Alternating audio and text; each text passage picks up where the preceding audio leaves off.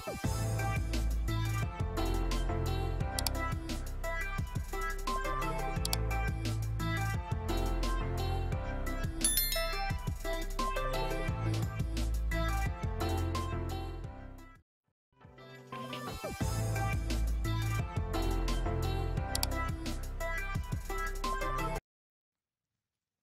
mga ka-DIY?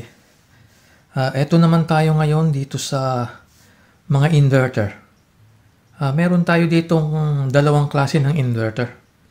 Ito yung pure sine wave. Etong dalawang ito ay pure sine wave. At meron din tayong modified sine wave. Ngayon ay pagkukumparahin natin kung ano ang pagkakaiba nitong modified at saka sa pure sine wave. Itong isa ay mayroon itong 1 kilowatt na output. Ito naman ay 600 watt. Pure sine wave itong dalawa. At ito naman yung modified sine wave na 300 watts. Ang pinagkaiba nito, pag mapapansin ninyo, meron itong symbol. Yung ganitong symbol. Yan yung output waveform pagka tinitignan ito sa pag kinakabit ito sa oscilloscope. Kaya parehas nito. Ang mga output nito halos kaparehas na nilalabas ng Meralco, yung sa mga grid. Pero ito, hindi ito kaparehas ng mga pure na na nanggagaling sa grid. Magkaiba ito. Kaya ito, mas mura ito pag bibilhin kaysa sa mga pure sine wave. Ngayon ay uunahin natin itong pure sine wave na pagaganahin kung ano ang mangyayari. At gagamit tayo ng electric fan at saka nung LED bulb at saka nung cellphone charger. Kung ano ang pinagkaiba ng dalawang klaseng inverter na ito.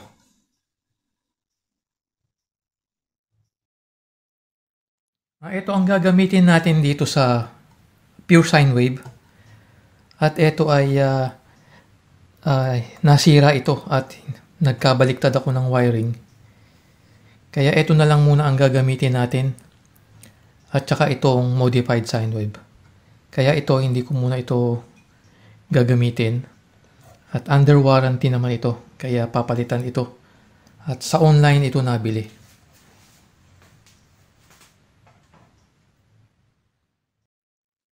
Ito yung pagkakaiba ng symbol ng pure sine wave.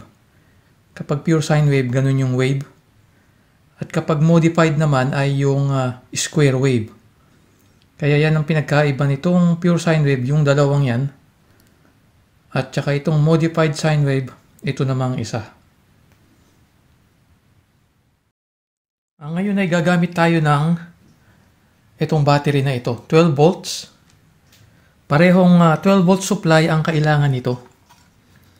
Ito, meron siyang DC input, positive at saka negative. Kaya kaparehas din dito sa may pure sine wave natin na meron din itong positive at saka negative. Parehas itong merong fan para kapag umiinit. At ayan, nakalagay dito DC input DC 12 volts. At ang output nito, dalawa yung saksakan at saka meron itong display. Ito naman, yung modified sine wave ay simple lang, isa yung saksakan, output. Meron itong switch din. Meron din fan. Ayan, uunahin natin gamitin yung itong pure sine wave at ikakabit ko itong battery dyan. Ngayon ay naikabit ko na yung supply ng inverter, itong positive, negative na 12 volts. Na-connect ko na dito sa inverter. Ngayon ay sinaksak ko itong LED bulb na 220 volts at saka itong electric fan na 220 volts din. Kaya ngayon ay i-on na natin yung inverter.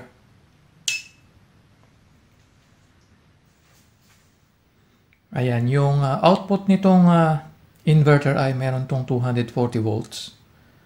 Nag-on na yung ilaw. Ngayon, normal yung ilaw. Walang nangyayari. At ngayon, bubuksan naman natin itong electric fan.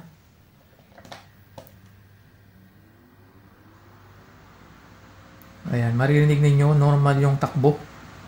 Kahit sa number 2 at saka number 3. Ayan, wala ang naririnig na kahit ano. Tsaka yung bulb natin ay stable. Ngayon ay susunod natin yung cellphone kung anong mangyayari.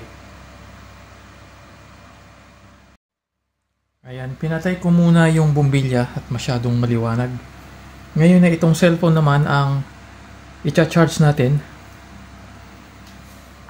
Kung ano ang magiging mangyayari. Kaya yan, normal itong normal din itong cellphone natin nagcha-charge. Kaya yan naman ngayon ang ang output ng pure sine wave. Ito yung parang output ng Meralco, yung mga out sa mga saksakan natin. Kaya ngayon ay isusunod naman natin yung modified sine wave na inverter. Ito naman ngayon, kinabit ko yung modified sine wave na inverter. Kaya kinabit ko yung supply at ito naman yung output dito sa may extension lead. Kaya titignan natin ngayon kung ano naman ang epekto nito sa mga load natin. Kaya i-on ko tong power. Ayan, nag-on na yung power. I-try natin itong cellphone na i-charge. Ayan, nagcha-charge naman. Walang nangyari. Ngayon ay subukan naman natin itong bumbilya. Kung ano ang mangyayari. Yan. Yan ang nangyayari sa LED na bumbilya kapag modified sine wave ang ginagamit na inverter. Kaya hindi natin magagamit ito. Ayan.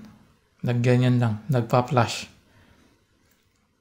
Kaya kaya hindi recommended ang modified sine wave sa mga LED na bumbilya. Kaya tanggalin ko muna yan. Ngayon ay susubukan naman natin yung susubukan naman natin tong electric fan kung anong mangyayari. Kaya i-on ko sa number 1. Ayan, narinig ninyo. Narinig nyo may umuugong. Yan. Yan din ang problema sa modified sine wave na inverter pag kinonect na sa may mga motor.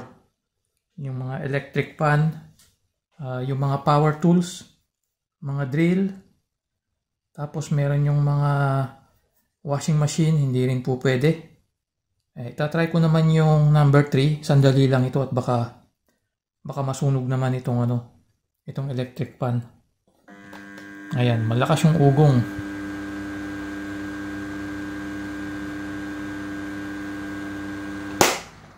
Ayan, naririnig, parang nagbabibrate dito sa may motor. Dito sa may motor na to, parang may nagbabibrate. Ang cellphone natin okay siya.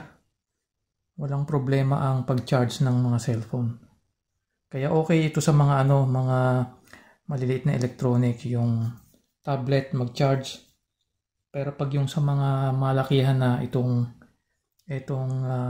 electric fan, saka lahat ng may demotor na appliances, hindi po pwede dyan sa may modified sine wave na inverter. Kaya yan ngayon. Ayan. Kaya kung ginagamit ito sa gabi, tapos naka-electric fan ka, maganda nga yung hangin pero maingay naman. Ibig sabihin, hindi ka makakatulog pag ginamit mo ito. Ayan, lakas. Malamig nga yung simoy ng hangin pero maingay. Hindi tayo makakatulog ng ganito. At ganun din dito sa may bumbilya. Kapag inon mo na yung bumbilya, ay para kayong nagdi-disco niyan. yan naman ang mangyayari. Habang nagdidisco kayo, i-on mo naman yung maingay na electric fan. Ay wala na. Kaya yan ang disadvantage ng modified sine wave. Mas mura kaysa sa pure sine wave. Kaya lang yan ang mangyayari. Mamimili ng appliances na ginagamit. Kaya yan ang pagkakaiba ng modified sine wave sa pure sine wave. At yun lang mga ka-DIY, at naipakita ko na ang pagkakaiba ng pure sine wave sa modified sine wave na inverter. At subscribe at maraming salamat.